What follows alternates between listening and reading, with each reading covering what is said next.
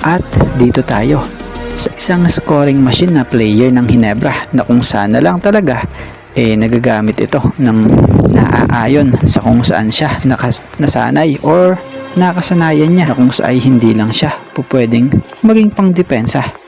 So what if gawing number 1 option ng Ginebra sa opensa etong si Stephen Holt? Dahil sa mga hindi nga po nakakalam hindi ganito yung laro ni Stephen Holt sa mga dating naging pinaglaro ang team niya. Sa mga hindi nakakaalam mas smooth ito at marunong gumalaw talaga itong si Holt sa court. Shooter talaga ito at mas mabilis pa rin talaga. Dahil nalalaro niya nga po sa Ginebra yung totoong laro niya na ginagawa niya noon. Possible isa ito sa pinakamahirap pigilan sa Ginebra player pagdating sa opensa. Dahil sa may pagkamalastan, di ba hari-hari tulad mo. Dati, nung nasa Terra Firma siya, nag-average siya doon ng 20 plus points average. Pero nitong nasa Ginebra parang role niya nga madalas defender lang talaga.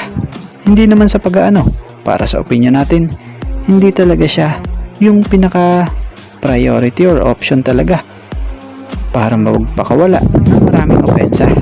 Kung mapapansin nyo kasi medyo limitado yung opensa niya or galaw niya. So di natin alam kung naninibago ba siya sa sistema o yun ba yung role niya pagdating sa sistema. So sana mabigyan ng chance itong si Stephen Holt na mailaro niya yung talagang laro niya as a scoring machine gaya ng paglalaro niya noon nung nasa US pa siya, Europa, at dito sa Pilipinas sa PBA para sa team ng Terra Firma noon. So sana sa Ginebra din maibalik yung pagiging scoring machine niya.